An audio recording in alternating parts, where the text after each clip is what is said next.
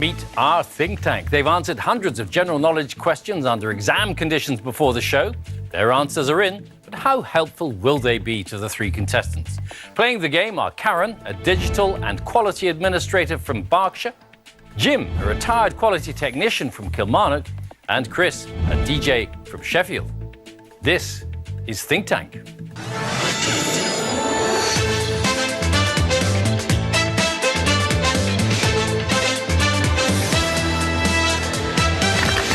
Welcome to the show. Welcome, as ever, to our think tank, an assortment of people from all over the country. They're not professional quizzes, but they do their best to pick up interesting nuggets of information. For instance, according to Anisha, the ancient Egyptians shaved off their eyebrows to mourn the deaths of their cats. There you go, contestants. You are learning already. 8 minds in front of you to help you through the game. Karen, nice to have you with us. You are a digital and quality administrator. I don't think I've ever met one of those before. What does that mean? It's a very unique job. I have to take pictures of products, bread, pancakes, crumpets, etc., and send them to our bakery so that we can say that this is the perfect loaf. Yeah. Use this loaf. That's it, and I'm responsible for those. There's a loaf or two that could be used here. Some of you are into baking, aren't you? Who likes baking? I like baking. Yeah, all right, okay. What's your strongest subject going to be? Music, films, television. And where do you need help? Literature and history, not too good. Okay, well, vast depths of help for you here. Literature for Max, of course. Armanelle, history. we hope so. We always say you're good at literature, Max, but what is your least favourite subject? What do you fear being asked about? Oh, sitting next to Armanelle, I'm very, very afraid to get any science questions because I do feel like I will get a rap across the knuckles if I get anything wrong. Okay. Good to have you with us, Karen. Thank you. Jim, you look like a sort of fellow who's got a lucky face. Are you lucky? I've had my share of bad luck. In fact, we appeared in a Scottish newspaper as the unluckiest family in Scotland. Really? What happened? In the 90s. What happened? Well, several things. We get hit by lightning. We were 6 weeks out the house. My son bought his very first ever car on the Wednesday, and somebody stole it on the Thursday. So, you know, there was several other things. But at the end of the day, I suppose it depends how you class luck. Well, I think we know how to class luck in your case. Bad luck. We're all still here, though. That's the main thing. And has your fortune improved since then? Oh, definitely, yes, definitely. What is your best subject going to be? Well, I think music probably, preferably 60s and 70s. And what will you be not so good at? The arty type things, opera, classical music, that sort of side of it. OK. All right, Jim, lovely to have you with us. And Chris, you're a DJ. Yes, indeed. Yeah, I am a DJ, yeah. You look a confident sort of young man, but anything you're particularly afraid of? When I was like 15, 16, I had like recurring nightmares about going bald all the time. I was convinced I was going to go bald by the age of sort of 17. Now I'm 27. I sort of treat every day as a bonus. I feel like I've done all right. Yeah, well, no, it hasn't happened yet, and it's all still there. Yeah. And we can't see the join, so it's OK. All right. Your best subject then will be music, presumably? Yeah, presumably. But we shall see. And where do you need help? Sport, I'm pretty terrible. In fact, I don't think I know a single fact about cricket. It's a game of two halves. Yeah. Well, look, glad to have you all with us. Thanks very much for being here. Over 3 rounds, our contestants will try to tap into the knowledge of the think tank to build up as much money as possible. They have tried to answer all the questions to the best of their ability, whether right or wrong. The 2 highest scorers then go through to the final. Ultimately, just one will walk away with a cash prize. So let's play the first round. So in this round, I'm going to ask you a question, then every member of the think tank will reveal the answer they gave before the show. The right answer is always there somewhere, but also any number of mistakes. Pick out the correct answer, £200 will be added to your prize fund. 2 questions each. Karen, you're first. Here's a question we put to the think tank. What name is given to newly born alligators? What did the think tank come up with here? Anisha. Lizards. Nippers. Newts. Puppies. Dave. Pups. Hatchlings. Hatchlings. Well, in some senses, you can give any name you like to a newly born alligator, but we really wanted the term. So what do you think, Karen? Well, Definitely not Dave. Because I've got a Digu and he's called Dave. So it's not that. I am going to go with Max and Armanel, and I'm going to say hatchlings. Hatchlings. The name given to newly born alligators, you're saying hatchlings. Let's see if you're right. Hatchlings it is. Because they do hatch out of eggs, don't they? Absolutely. Yes. Okay. All Lucky right. guess. Well, a very good guess I was indeed. just copying Armanel. Looking over her shoulder. Now, but you are under exam conditions. How strict is it then when you're sitting through all this? It's terrible, actually, and we're all answering them in different orders, so we're not actually answering the same questions at the same time. So that means that some of us are fresher for some questions than other people. And it means you can't whisper the answers to each other No, either. exactly, and that's why some of us will give more bonkers answers when some of us are giving sensible answers. Speaking of bonkers answers, Peter. I think they do look like a Dave. Karen, well done. £200 is added to your prize fund. Jim, you've seen how it works. Here's your first question. The title characters of the TV drama Peaky Blinders are from which city where the series is mainly set? Where did the think tank go with this? Anisha? Newcastle. Liverpool. London. Cardiff. Birmingham. Birmingham. Birmingham. Birmingham. Very strong vote for Birmingham, but several other cities there as well. What do you think, Jim? Well, I've never actually seen the TV drama. There certainly seems to be a sort of penchant for Birmingham. I'm going to go along with Peter, Jordan, Armanel and Max. I'm going to go with the majority, Birmingham. Birmingham. The title characters of the TV drama Peaky Blinders, from which city where the series is mainly set? Jim, you're saying Birmingham. Let's see if you're right. It's correct. Birmingham. Well done.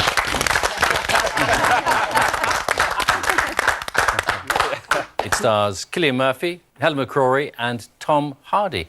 And anybody know what a Peaky Blinder is? Yes. Yeah. It's the razor blade sewn into the front of the peaked cap. OK. That you can presumably blind somebody with. Yes, I have watched a few episodes of Peaky Blinders. All right. Very good. OK. Well done, Jim. £200 is added to your prize fund. And Chris, we move on to you.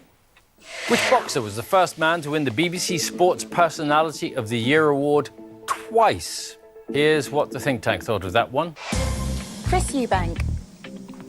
Henry Cooper. Amir Khan. Muhammad Ali. Tin Henman. Chris Eubank. Frank Bruno. Amir Khan. So, several different names to choose from there. What do you think, Chris? I got to say, I don't know too much about boxing, so I'm not really too sure. There is one in particular I'm pretty sure I can rule out right away. I don't think Tim Henman ever took part in any boxing, so I'm thinking that it might be Chris Eubank, just because he had such a large personality. Yeah, I don't think it would be any of the others, although this is really purely a guess. I'm gonna go with Jordan and say Chris Eubank. Chris Eubank, OK. Which boxer was the first man to win the BBC Sports Personality of the Year award twice? You're saying Chris Eubank. Let's see if you have the right winner there. It was Henry Cooper. In fact, that was in 1967 and 1970. Nigel Mansell, Damon Hill and Andy Murray have also all won twice. Anisha and Jordan both went for Chris Eubank, who's never actually won it. And although we all like saying, come on, Tim, we've never actually done it ringside, Peter. OK. So nothing for you there, Chris, but plenty of other chances to come. And Karen, we come back to you for your second question. What is the most abundant element by weight in the Earth's crust? Here's what the think tank made of that one. Iron. Carbon. Carbon. Clay. Iron. Iron. Oxygen. Carbon. Well, what do you think there, Karen? It's definitely not oxygen. That's more of an atmosphere thing, isn't it, rather than a crust. Carbon. A lot of people have said carbon. I think, though, I'm going to go for iron. Iron? Yes. OK. The most abundant element by weight in the Earth's crust, you're saying iron. Let's see if you're right. It is oxygen, in fact. goodness. Yes. Shall I explain? Yes. Armanelle will do this for you because it is her topic. Chemistry teacher Armanelle. Yes. It's combined, of course. It's not oxygen, the gas, but it's present combined with iron, combined with carbon in carbonates, combined with silica in silicates, which is sand. So it's just combined. On a science question, you never go against the teacher. Thank goodness. I was so nervous about that question. Sorry. OK, nothing for you there, I'm afraid, Karen. Jim, we come to you for your second question. Joe Strummer and Mick Jones were members of which influential band of the 1970s and 1980s? Here's what the think tank thought of this. Duran Duran. The Clash. Kiss. The Clash. Crowded House. Madness. The Clash. The Clash. Half of the think tank going with the Clash, but there are other choices there too. Well, I did say that music was one of my stronger subjects, Bill. And Joe Strummer and Mick Jones, I'm absolutely certain, were members of The Clash. The Clash. Joe Strummer and Mick Jones, members of which influential band in the 70s and 80s? You're saying The Clash. Let's see if you are right. The Clash it is. Well done. Thank you. Famous songs, of course, London Calling, Rock the Casbah, and Should I Stay or Should I Go? No, just stay. Yeah, very kind. Thanks. I'll hang around for a bit. OK, £200 for you, Jim. And Chris, here is your second question. How many grams are there in a hectogram? What did the think tank weigh up on this one? 6. 10. 8. 9. 6. 60. 100. 80. Pick a number, any number, just one of those. Again, much like sports science, it's certainly not one of my stronger subjects. So I think based on the subject, I think I'm going to have to go with Armanelle, really. And it kind of sort of makes sense. Usually names are given in tens and hundreds. So I think I'm going to go with 100. Yeah, 100. 100? How many grams are there in a hectogram? You say it is 100. Let's see if you're right. 100 it is. Well done. Thank you. Any explanation as to why it's called a hectogram particularly, Armanelle? Well, yes, because, unfortunately, yes. Because when you think about the divisions, you know, you have milli, which is 1,000th, but you have kilo, which is 1,000 times. So you have milli for the Latin, and then you go up to kilo, which is bigger, into the Greek. So when it comes to 100th, centi is the smaller one, which is from the Latin, and hecto is the bigger one, which is from the Greek. Stick with the teacher. Stick with the teacher. Thank you very much. £200 for you, Chris. That brings us to the end of the first round. Let's take a look at how you're all doing. Karen and Chris are tied on £200. Jim is in the lead, though, with £400. That could all change in our next round. Every member of the think tank is holding 2 questions which they answered correctly before the show. You'll take it in turns to pick someone from the think tank whose knowledge you think you can match. For every correct answer, another £200 will be added to your prize fund. The range of questions reflects their varied interests and knowledge. Once a think tanker has asked both of their questions, they cannot be picked again. So, Karen, you get to go first. The whole bunch to choose from. Who do you think is of the same knowledge bank as you? I'm hoping they're all better. I would like to choose Armanelle, please. Right, OK. This is a maths question. Who said that in a right-angled triangle, the square of the hypotenuse is equal to the sum of the squares of the other 2 sides? Who first said that in a right-angled triangle, the square of the hypotenuse is equal to the sum of the squares of the other 2 sides? Goodness me, maths is definitely not my thing. I'm going to have to hazard a guess, I think. I'll go really blindly and say something like Einstein, but I don't think it is it? Einstein? No, unfortunately not. I mean, I think you will have heard of it. It's Pythagoras. Yes. And it was just a long time ago. 6th century BC, even. Wow. Really long time ago. And his theory is, of course, still taught today. Very useful. OK. Nothing for you there, then, Karen. Jim, you're up next. And you can choose anybody you like. I'll go for Cleve, seeing he likes a bit of music and whatever. Cleve, our master musician. Let's hear a question you answered correctly before the show. Apart from playing music, and I do love music, one of my passions is sport in general, and it's actually a sporting question. Okay. The question is, how many rings are depicted on the Olympic flag? How many rings are depicted on the Olympic flag? I think I know this one, although I'm not a big Olympic fan. I would go for 5. 5? 5, Cleve? Yeah, 5. Brilliant. Absolutely fantastic. And the 5 rings represent the 5 major continents of the world. £200 more for your total, Jim. Chris, we come to you. I think for this round, I'm also going to go for Cleve. Cleve again. The National Media Museum is in which English city? The National Media Museum in which English city?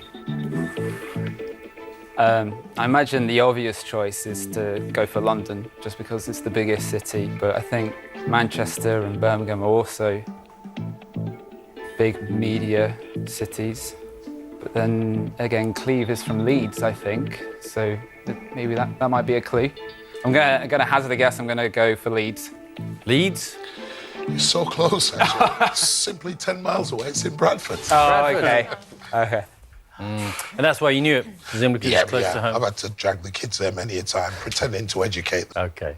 Chris, nothing for you there, I'm afraid. Karen, we come back to you for your next question. Cleve is out of the running. Anybody else you can choose from? I'm going to choose Abby, please. Our Dr. Abby. Well, it is actually a medical question, but it should be relatively simple. In which part of the body might you have a cochlear implant? I am going to go with an ear. The ear? Mm-hmm. The ear? Well done, it is the ear. Well done. And well done to you, Karen. £200 for you. Jim, we come to you next. Well, obviously I can't choose Cleve anymore, so somebody who is probably the same age as me is Len, so I'm gonna go for Len. So we're both 27, great. and a bit. Our retired engineer, Len. When I seen this question come up, I got really excited because in 1971, I actually joined the Merchant Navy. Right. I was only there for 2 weeks training in Gravesend, spent a week in sick bay, and come home I didn't like it. But anyway, back to the question. Excluding the Union Jack in the corner, what colour is the flag of the Merchant Navy? Excluding the Union Jack in the corner, what colour's the flag of the Merchant Navy? If I to be totally honest, I have no idea whatsoever, so this is going to be a guess. I'm going to go for blue, although I've no idea. Blue. Blue. No, it's red and watery. Red. It's known as the Red Duster, in fact. The That flag. was my other choice. OK, nothing for you, Jim, there. Chris, 7 of the 8, just not Cleve. I think this time I'm going to go for Peter. Okay, I got this question right because I watch a lot of films. Okay, which James Bond film was promoted with the tagline, "Everything he touched turns to excitement"? Which James Bond film was promoted with the tagline, "Everything he touches turns to excitement"? The one I'm potentially thinking it could be is Goldfinger, maybe, because he touches with his finger, I guess. I think I'm going to go with that, yeah, Goldfinger. Goldfinger, Peter? You have the golden touch, it's correct! Goldfinger it was indeed, and it contains that marvellous line when James Bond is tied up. He said, "Do you expect me to talk?" And Goldfinger says, "No, Mr. Bond, I expect you to die." Kurt Frobe was Goldfinger. OK. So £200 for you, Chris. Well done. Karen, we come back to you. And still anybody but Cleve. I'd like to choose Anisha, please. Our office assistant, Anisha. Oh, thank you. I'm a big fan of music, especially modern music, and this is a music-related question. So it is, in 2013, which performer embarked on the Mrs. Carter Show World Tour? Never quite understood why she called herself this. I was hoping somebody at some point would enlighten me, because it's quite plain, I think, for the type of person that she is. I do believe that it is Beyoncé. Beyoncé? That's correct. Well done. Yes. All right. And do you know why it was called the Mrs. Carter Show? Because she's married to Jay-Z and his last name is Carter, so she's Beyonce Carter. There you are. You're enlightened at last. Thank you very There you much. go. You're welcome. Okay, thank you. £200 for you, Karen. Jim, come to you. Still anyone but Cleve. I'm going to go this time for Max. Our PR executive, Max. All right, Jim. Well, I don't know whether you're into your 20th century novels, but this was a gift of a question to me because he's really one of my favourite authors. So, James Wormold, a vacuum cleaner salesman and spy, is the central character of which Graham Greene novel? When I said that some of my worst subjects was literature, I actually meant it. The only one I think is a Graham Greene novel that I've heard of was, and I could be totally wrong, Brighton Rock. I could be totally wrong. So I'm going along with Brighton Rock. Brighton Rock? Well, Jim, Brighton Rock is a Graham Greene novel. It's not the one we're looking for here, I'm afraid. The answer is Our Man in Havana. Our Man in Havana. And the author, Graham Greene, was in fact a member of MI6 and worked in counter-espionage. Nothing for you there, Jim. Chris, your turn again, and still you can choose anybody you like, just not Cleve. Well, I think as the only person who hasn't been asked the question yet, I'm going to go for Jordan. Jordan, our makeup artist. So it's another film question for you. Elizabeth Taylor in Cleopatra held the record for the most number of costume changes at 65, until Madonna changed 85 times in which film? 85 costume changes for Madonna in which film? Now, I know that Madonna is obviously more well known for her music rather than her films. Trying to think of the film she's been in, and the only one that springs to mind is Evita. So I'm gonna go with Evita. Evita? You're right, it is Evita. Well done. In fact, Madonna won a Golden Globe for her performance in Evita as well. So, okay, well done. Chris, £200 for you, and that brings us to the end of the round. Let's see how your prize funds have changed. You're all tied on £600. Well, one of you is going to have to leave the game shortly, but any one of you could take the lead as well. All of you are going to be asked the same question.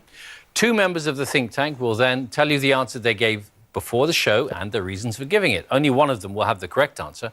If you side with the right person, you'll add £200 to your prize fund. Only 5 questions remain before we do have to say goodbye to one of you, so choose your answer carefully. And here is the first question. According to a 2016 YouGov poll, who is the world's most admired world leader? Answers coming up from Jordan and Armanel. Jordan first. Well, I think these days a lot of people, especially young people, have lost faith in a lot of world leaders and politicians. So the person who sprung to my mind who sort of relates to young people by getting involved in selfies and funny videos and being a bit self-deprecating, overall pretty cool guy, is Barack Obama. So I said him. Armanel. I think it was Angela Merkel, because I do seem to remember in 2015 that she was a very admired world leader. So I'm hoping that that admiration also extended into 2016, or that maybe my memory was a bit muddled between 2015 and 2016. I know she was a very admired world leader. OK, Jordan's saying it's Barack Obama. Armanel thinks it's Angela Merkel. What do you think, contestants? Lock in your answers, please. And what have you come up with? Karen says Angela Merkel. Jim and Chris have gone with Barack Obama. Who's right? Barack Obama it is. Well done, Jordan. In fact, Armanel, Angela Merkel was in the top 5, so you weren't too far out. There you go. OK, £200 to Jim and Chris, and here's our next question. In which decade was the halfpenny withdrawn from circulation in the UK? Len and Armanel taking on this one. Len? Yes. Well, I said 1980 because decimalisation came in the 70s, and I think it actually went out in the early 80s. Armanel? Well, Len and I are the same age, so we both of us remember pre-decimalisation, but I think that the halfpenny had gone out before the 80s and it went out in the 70s. OK. So, Len is saying the 1980s. Armanel says it's the 1970s. Lock in your answers. Who's going to be on the money here? All 3 of you say it was the 1970s. Let's have a look. It was in the 1980s. that the halfpenny was withdrawn. It lasted longer than I thought. They started phasing it out in 1984. Oh, God. Oh, I mean, don't look too upset. It's okay. Small change. Thank you. Okay, nothing for any of you there. And we move on to question number 3. According to a 2010 supermarket study, what is the favourite dish of students? Anisha and Cleve. Anisha. So I said it was spaghetti bolognese because when I went to uni, I went in as a size 8 and I finished my first year as a size 12 because all I ate was spag bowl and donuts and crisps and pizzas and stuff. And it's really, really easy to make. The secret ingredient, by the way, is tomato ketchup. It's amazing. Just try it. All right. Cleve. Well, I've had 2 daughters at university, and I do know, apart from my fine West Indian cooking, which they ask for on a regular basis, the cheap and cheerful dish that every student was able to deal with was beans on toast. Anisha says spaghetti bolognese. Cleve says beans on toast. They're both absolutely delicious, but you've got to choose one. Lock in your answers.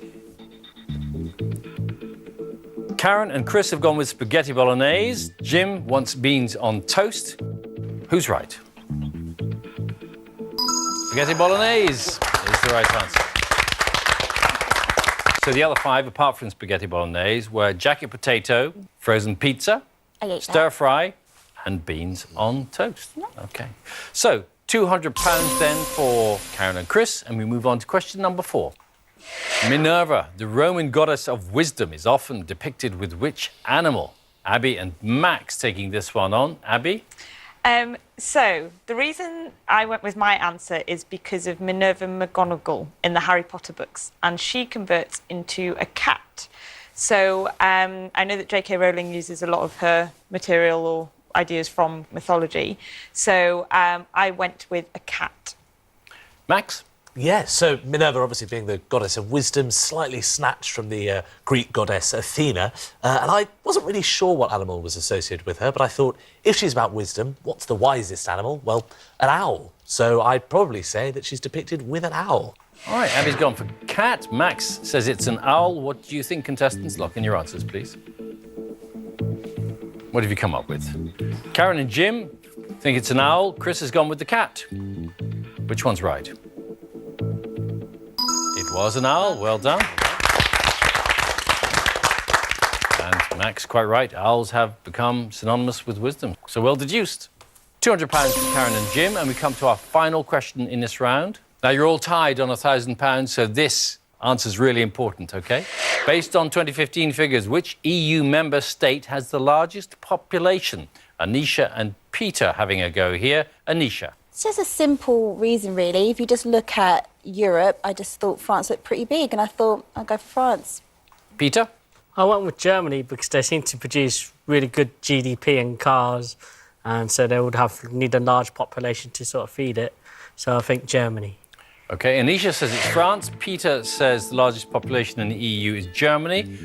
Lock in your answers, please, contestants. Important answer, this one. What have you come up with? So Karen says France. Jim and Chris say it's Germany. What is the answer? Germany it is. Germany has a population of more than 80 million. France has 64 million people. So £200 for Jim and Chris. That brings us to the end of the round. And at the end of the main game, the scores are as follows. Jim and Chris are tied on £1,200, and just behind them on £1,000 is Karen. So we have to say goodbye to you, Karen, I'm afraid. All came down to that last answer. Yes. So close. Thank you very much for playing there. You've really done very well. I hope you've had a fun time with us. Yes, thank you for having me. It's been great. Well done, Jim and Chris. You two will now compete to take home the money you've earned in our final.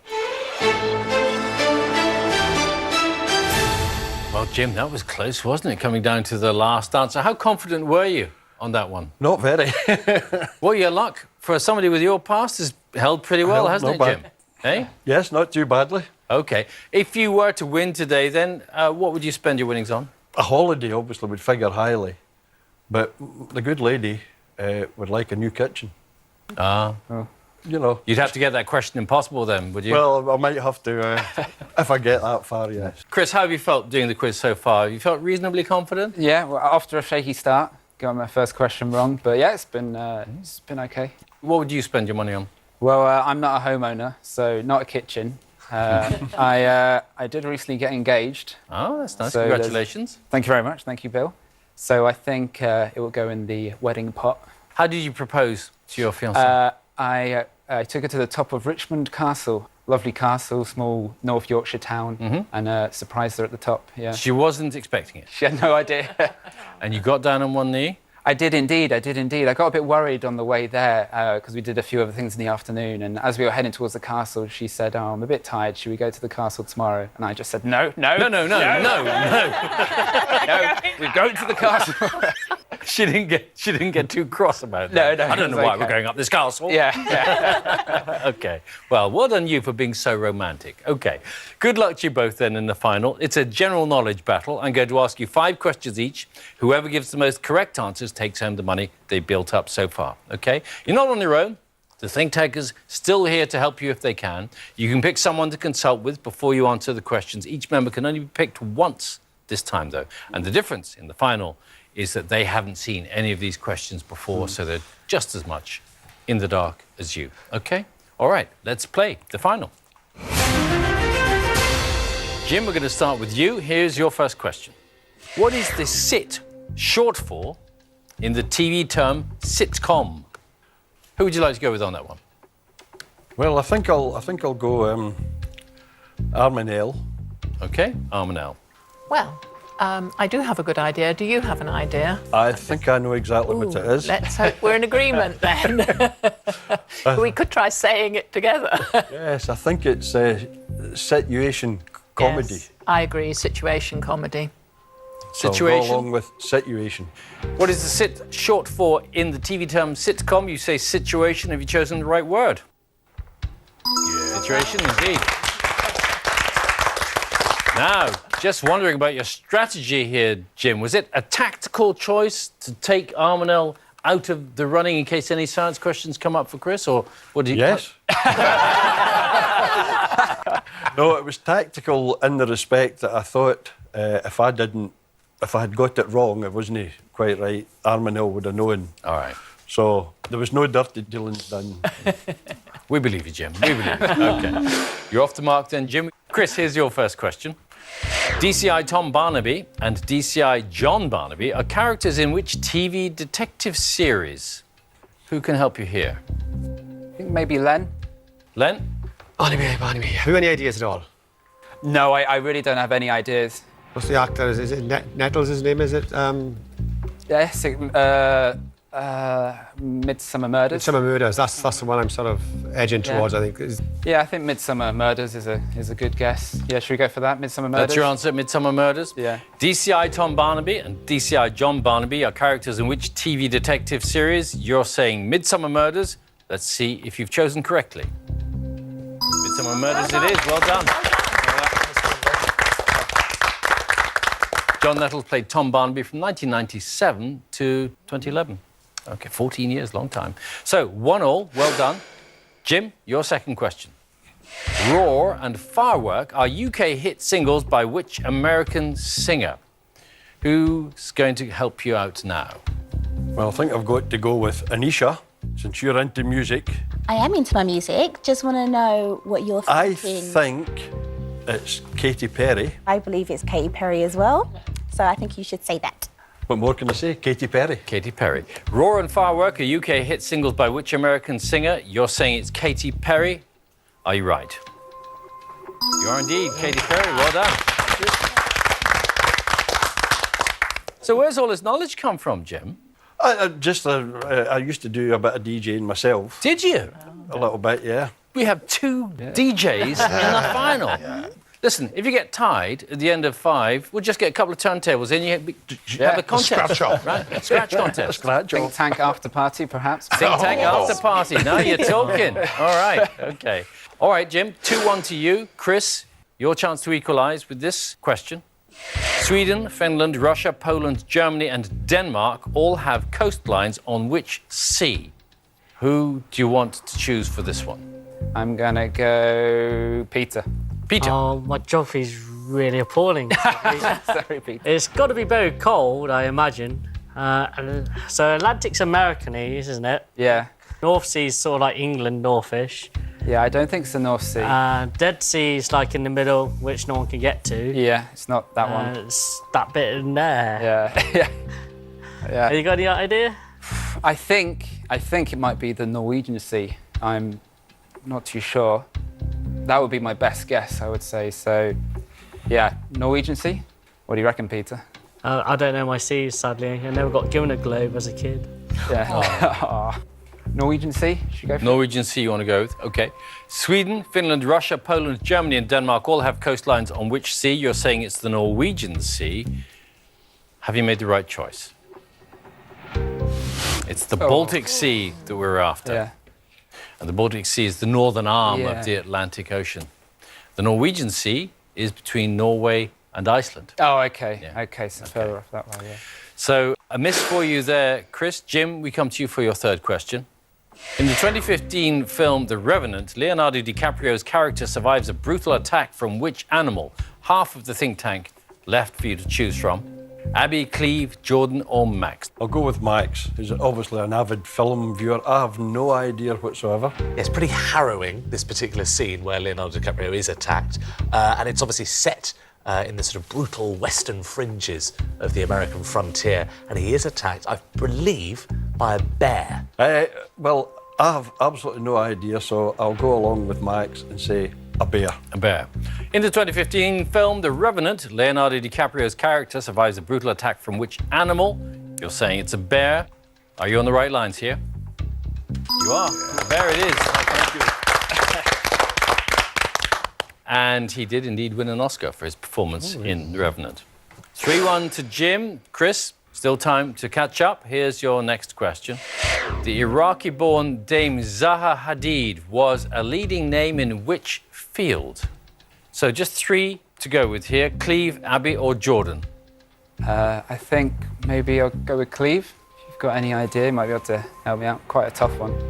If I was throwing something out, honestly, I would look towards maybe medicine.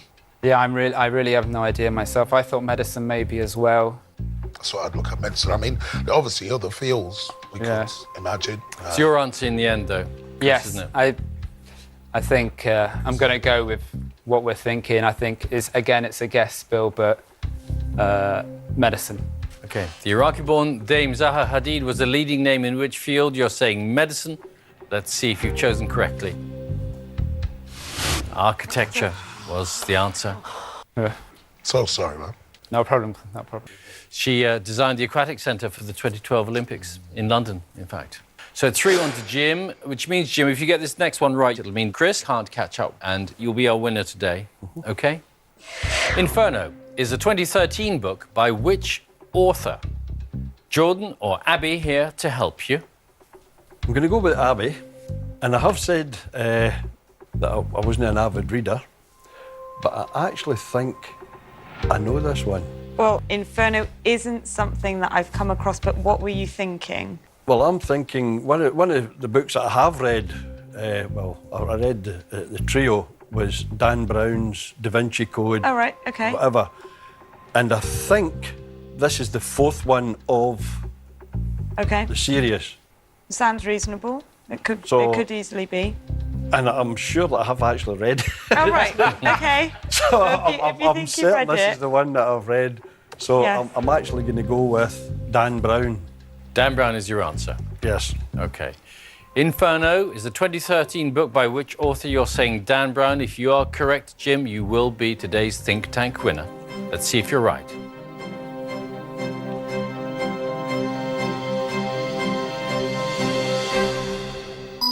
Dan Brown is the answer. Well done, Jim. Congratulations. You are today's winner. Good job. And as you mentioned, Inferno was another book in the series of Dan Brown books featuring Robert Langdon. So very well done. Very well done. Hard lines, Chris. Very well played. Not taking anything home, but I hope you've enjoyed being with us. Yes, certainly. Have had a lovely day out. Thank you very much for having me along. Very good. And it's been great to have you. So thank you. Yeah. Jim is our winner. You're definitely taking home your prize of £1,200, but you will shortly have the chance to add an extra £1,000 to your winnings. First, though, shall we take a moment to congratulate the Think Tanker who gave the most correct answers during the show, and it was... Armanelle. Well done. Who went on that magic science run at the beginning of the show. I was very lucky with the questions. Not at all. We were lucky to have you with your amazing knowledge. OK. So, Jim, you have one last chance now to make a significant boost to your prize as you face our Question Impossible. So, Jim, you said earlier that literature was not one of your strong subjects, and yet, there you go. You win on a book question. For years, I didn't bother reading.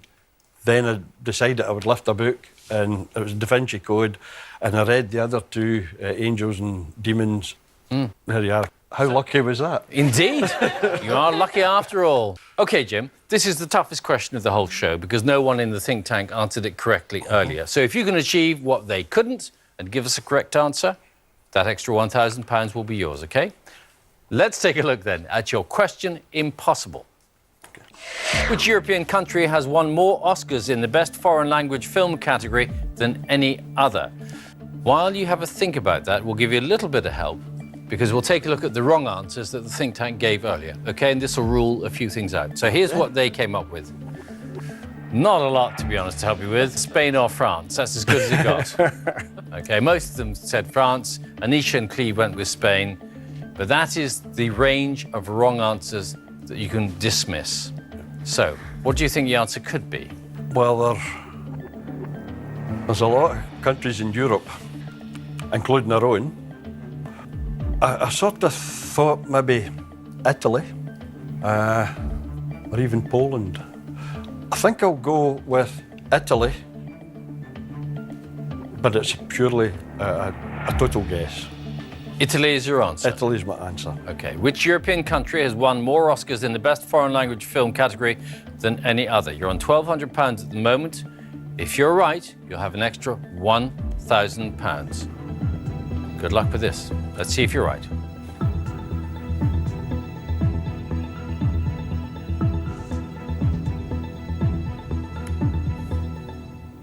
Italy's the right answer.